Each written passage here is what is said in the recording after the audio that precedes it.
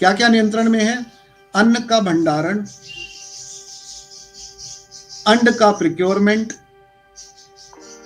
अन्न का स्टोरेज और उसकी ट्रांसपोर्टेशन, क्योंकि रेलवेज भी उनके काफी हद तक उनके कंट्रोल में आ रही है।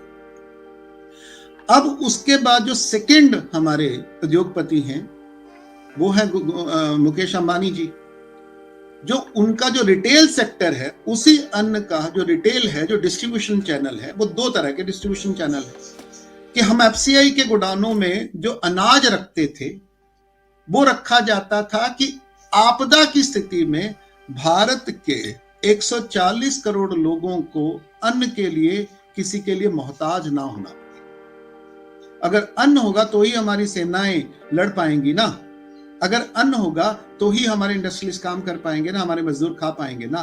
तो वो अन्न का जो पब्लिक डिस्ट्रीब्यूशन सिस्टम है, गरीब आदमी के लिए पब्लिक डिस्ट्रीब्यूशन सिस्टम है, जिसने भारत के गरीबों को जिंदा रखा है, उनको सस्ता अनाज मुहैया करवाया है, वो पब्लिक डिस्ट्रीब्यूशन सिस्टम से आया है। वो पब्लिक डिस्ट्रीब्यूशन सिस्टम हमारे एफसीआई के गोडाउनों के का जो अन्न भंडारण था वो एफसीआई के गोडाउनों से आता था। अब वो जो एफसीआई के गोडाउन में का जो अन्न है वो उसका जो 60% से ज्यादा जो अन्न था वो 5 किलो पर फैमिली डिस्ट्रीब्यूशन के द्वारा खत्म किया जा चुका है। वो 1 साल में हुआ है, 1-1.5 साल में, कोरोना के बाद। वो मतलब सरकारी आर्थिक सहाय के रूप में हुआ है, अन्न सहाय के रूप में हुआ है, क्योंकि कोरोना के दौरान जिन बेकार 80 करोड़ भारतीयों का आपने जिक्र किया, वो सब लोग कहीं ना कहीं मजदूरी कर रहे थे, कहीं ना कहीं खेत में काम कर रहे थे, कहीं ना कहीं इंडस्ट्रीज में काम कर रहे थे, कहीं ना कहीं वो ठेला चला रहे थे, कहीं साइकिल चला रहे थे, कहीं ट्रांसपोर्टेशन का काम कर रहे थे, या हमारे स्लम में रह के भी हमारे घरों में वो काम करके वो अपनी कोई ना कोई रोजी रोटी कमा रहा था। अचानक लॉकडाउन हुआ, ये सारे के सारे लोग लगभग 1 साल के लिए बेकार हो गए, इनकी रोजी रोटी चली गई, ये भूखे मरने की स्थिति में आ गए। और इन लोगों को जब हमारे शहरों में कोई उम्मीद नजर नहीं आई तो लाखों भारतीय महीनों तक हजारों किलोमीटर पैदल चले, क्योंकि उनको पता था कि शहर में नौकरी नहीं मिलेगी, परंतु घर में, गांव में जाके कम से कम अनाज तो मिल जाएगा, खाने को अन्न तो मिल जाएगा, सिर छुपाने के लिए छत तो मिल जाएगी। ये चले थे, ये वो लोग। उन लोगों को एज ए बॉटर अपने साथ रखने के लिए सरकार ने, उनकी मदद करने के लिए सरकार ने 5 किलो अनाज दिया, परंतु सरकार की ये भी जिम्मेवारी बनती थी कि जितना अनाज अपने स्टॉक से, क्योंकि वो 2.5 गुना, मतलब बेसिकली 2.5 साल का अनाज स्टोर करना होता है, तो जितना अनाज बांट दिया गया उतना प्रिक्योर तो करना पड़ेगा ना। तो क्या उतना अनाज प्रिक्योर किया गया है? क्या भारत के अन्न भंडारों में 2.5 साल के प्रजा को खिलाने लायक अनाज है? तो वो जो अनाज है जो पब्लिक डिस्ट्रीब्यूशन सिस्टम के थ्रू के लिए और एमएसपी के थ्रू सरकार खरीदती थी, तो क्या इस साल वो अनाज दोबारा खरीदा गया है? क्या अन्न भंडारों को फिर से सुचारू किया गया है, या उन्हीं अन्न भंडारों की बजाय वो सारा का सारा अनाज है वो प्राइवेट प्लेयर के पास चला गया है? जब मोदी जी ने अनाउंस किया कि दुनिया के को, जब यूरोप में फूड क्राइसिस यानी वीट क्राइसिस आया, तो मोदी जी ने अनाउंस किया कि भारत पूरी दुनिया का पेट भर सकता है। तो लगभग 80 लाख मीट्रिक टन अनाज भारत में एक्सपोर्ट हुआ कुछ ही महीनों में। और वो जो एक्सपोर्ट हुआ था वो हमारे एफसीआई के गोडाउनों से नहीं हुआ था, वो इन्हीं सिलों से हुआ था। यानी अदानी साहब,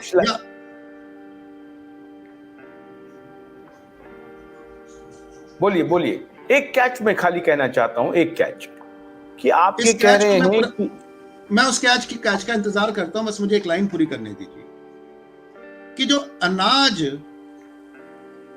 गेहूं और चावल जो पूरी दुनिया को एक्सपोर्ट किया गया, वो कौन से गोडाउन से गया था? वो एफसीआई के गोडाउन से गया था या प्राइवेट गोडाउन से गया था? बस इसका स्पष्टीकरण हमारी जनता को करना चाहिए। एक बात मैं ये जानना चाहता और हूँ, 2 महीने के अंदर, और 2 महीने के अंदर, 2 महीने के अंदर, 2 महीने के अंदर, अच्छा, एक मिनट, 2 महीने के अंदर जैसे ही भारत के अर्थशास्त्रियों ने, भारत के नेताओं ने, भारत की जनता ने यह प्रश्न पूछा कि अगर आप सारा अनाज लोगों को भेज देंगे, हम मार्जिनली सरप्लस हैं, हम अमेरिका या रशिया जितने सरप्लस में नहीं है अनाज में, हम मार्जिनली सरप्लस में हैं कि अमेरिका रशिया जितने सरप्लस नहीं है। अगर भारत का एक चौमासा, एक मॉनसून सीजन फेल हो गया तो भारत की जनता को अनाज कौन देगा? यूरोप के पास अनाज खरीदने के लिए पैसे हैं, भारत के 80 करोड़ लोग अनाज कहां से खरीदेंगे? और उनको खिलाने के लिए उस समय तो आपके पास अनाज था क्या? अब आपको वो 5 किलो अनाज भी देने के लिए आपके पास है क्या अभी?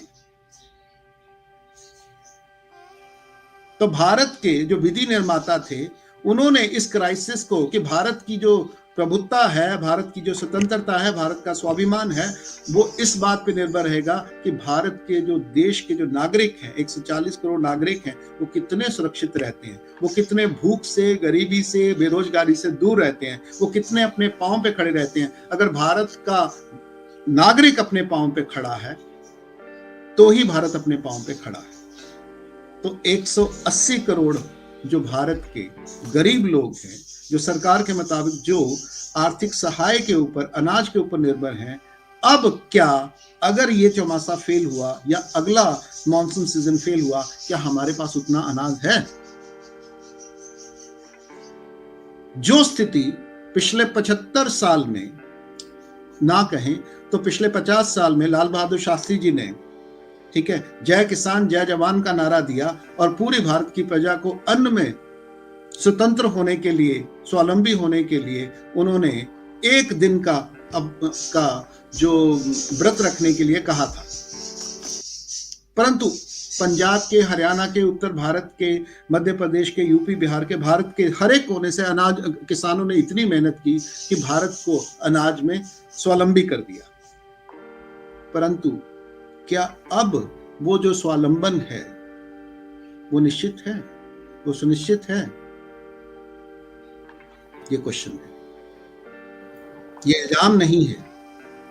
और क्या वो जो अनाज है, क्या, मेरा दूसरा सवाल है कि क्या गौतम अडानी साहब ने 1 किलो अनाज किसी को, सरकार ने तो 5 किलो अनाज बांटा है, वो सरकार ने बांटा नहीं है, वो हमारा ही अनाज था, वो 140 करोड़ जनता का अनाज था जो सरकार को दिया गया था। तो सरकार ने जनता का अनाज जनता को बांट दिया। मेरा सवाल है, क्या गौतम अडानी साहब ने क्या 1 किलो अनाज भी कभी किसी को दिया है?